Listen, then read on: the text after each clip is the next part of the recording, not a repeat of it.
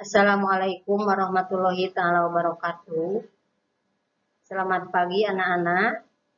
Alhamdulillah kalian sekarang sudah menjadi siswa-siswi SMP Negeri 17. Insya Allah kalian nanti akan dididik oleh para guru-guru kalian yang hebat-hebat. Mudah-mudahan kalian bisa menjadi anak-anak yang disiplin, bertanggung jawab, dan bisa mengikuti semua pelajaran yang akan nanti diberikan oleh semua guru.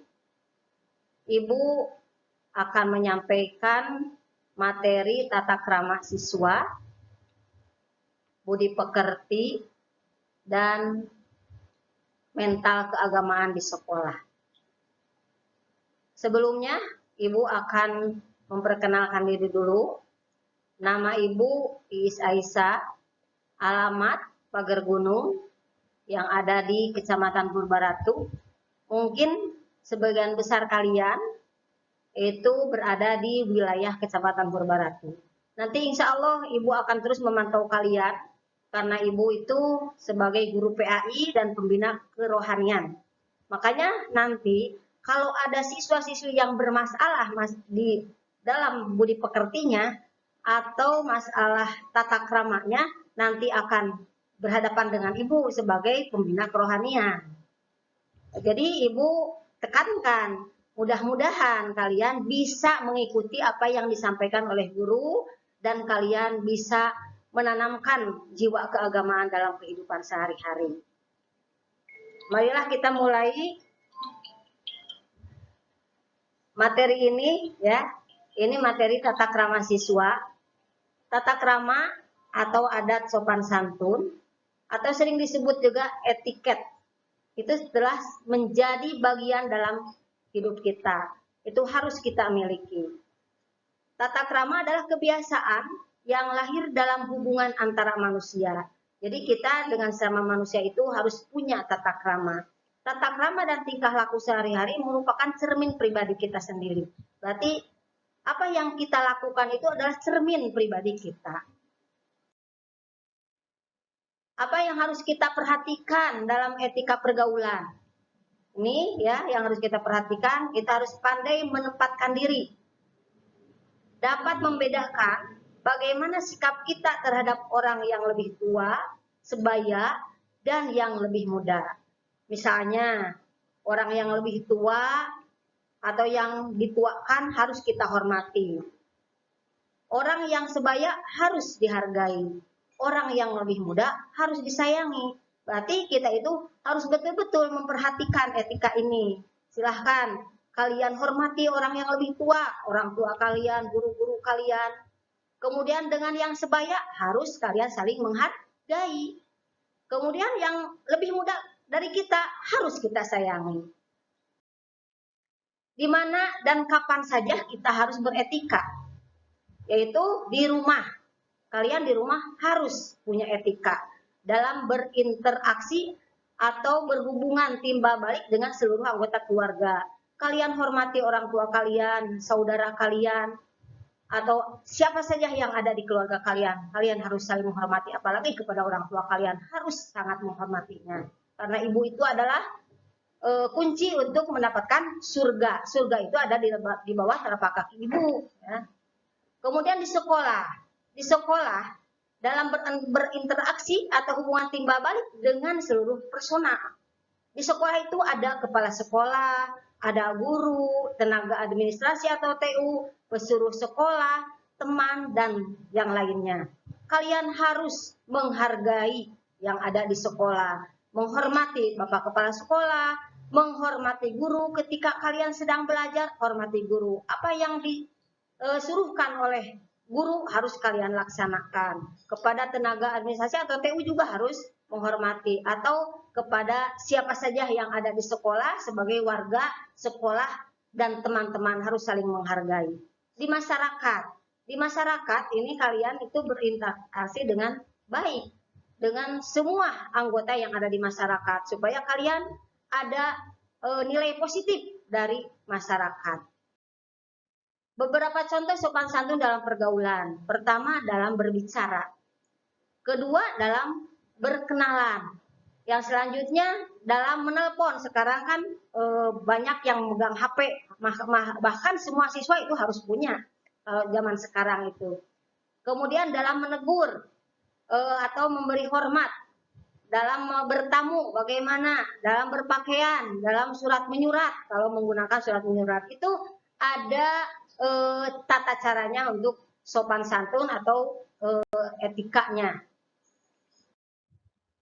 Tata krama berbicara ya. Ini berkata perihalalah lidah. Kalau kita berkata berarti harus memelihara lidah. Jangan menyinggung perasaan orang lain. Jangan kita berbicara seenaknya. Pikirkan dulu apa yang akan kita bicarakan, apa yang akan kita katakan itu harus dipikirkan dulu. Jangan sampai menyinggung perasaan orang lain. Kemudian jangan memotong pembicaraan orang lain. Seandainya kita sedang berbicara dengan orang lain, jangan memotong pembicaraan. Tunggu selesai teman yang sedang diajak bicara oleh kita.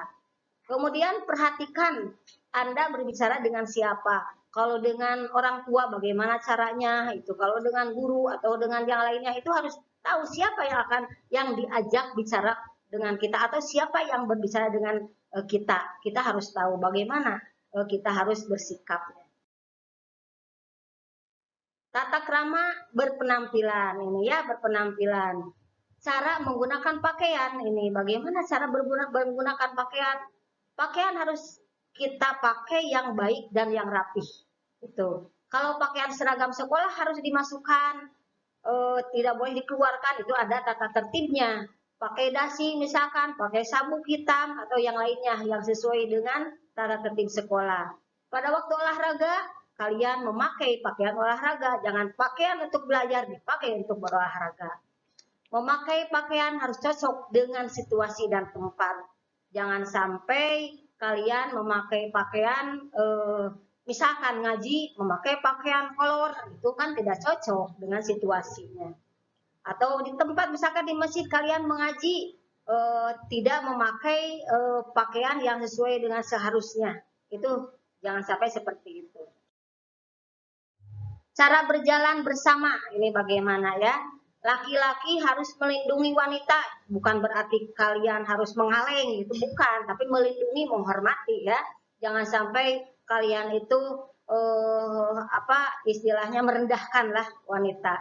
Kalau ada dua wanita dan satu pria berjalan di sisi yang berdekatan dengan lalu lintas, contohnya di pinggir jalan, 3 orang, wanita 2 orang, kalian sendiri laki-lakinya. Perempuan harus di pinggir, laki-laki harus berada di lalu lintas jalan. Tapi jangan di tengah jalan, jangan sampai menghalangi jalan. Kalau ada 2 pria dan 1 wanita, wanita ada di tengah, berarti bukan berarti digandeng, bukan, tapi ada jaraknya, gitu ya, dalam cara berjalan. Kemudian tata cara makan. Tata cara makan ini ada juga ya. Cicipilah makan dan minuman dengan tidak bersuara. Jadi kalau makan itu tidak bersuara, istilah Sundanya ceplak gitu ya, tidak boleh. Kemudian jika batuk pada waktu makan tutupi mulut. Sekarang itu kan musim pandemi, bukan batuk saja ya, bersin atau yang lainnya kita harus tutup mulut itu dengan tisu atau apa ya. Kemudian kalau makan harus berdoa dulu sebelumnya dan sesudahnya juga berdoa. Kalian mungkin suka melakukan tapi ada yang tidak melakukan. Mohon diperhatikan itu semua. Kemudian tata cara menggunakan fasilitas umum. Ini ya harus diperhatikan. Buang sampah pada tempatnya. Jangan membuang sampah di mana saja. Buang sampah pada tempatnya. Kemudian jagalah kebersihan, baik di dalam kelas maupun di sekitar halaman. Itu kalau di sekolah itu di kelas atau di sekitar kelas, di sekolah harus kalian menjaga kebersihan sekolah supaya kita sehat. Jangan sampai membuang bekas makanan di mana saja. Kalau sekarang kalian kita semua belajar masih daring, tapi insya Allah nanti mudah-mudahan bisa belajar di sekolah dan kita harus bisa menjaga kebersihan supaya terhindar dari penyakit. Kemudian aman, umum harus ikut kita jaga kebersihannya. Sopan berkendara di jalan. Jadi keadaan di semua tempat lah maksudnya. Jadi keadaan di semua tempat ini aman, umum, ibu mungkin salah-salah. Jadi menjaga fasilitas umum gitu, harus dijaga kebersihannya semuanya di mana saja. Kemudian kalian dalam berkendaraan juga harus sopan, jangan sampai naik motor sampai menggunakan knalpotnya ditarik, itu jangan sampai mengganggu, membisingkan orang lain gitu ya. Karena banyak siswa SMP yang knalpotnya sampai mengganggu atau membisingkan orang. Demikian materi tata krama siswa, mudah-mudahan kalian bisa mengamalkannya, mudah-mudahan kalian menjadi anak-anak yang bisa mempunyai budi pekerti yang baik. Sekian, wassalamualaikum warahmatullahi wabarakatuh.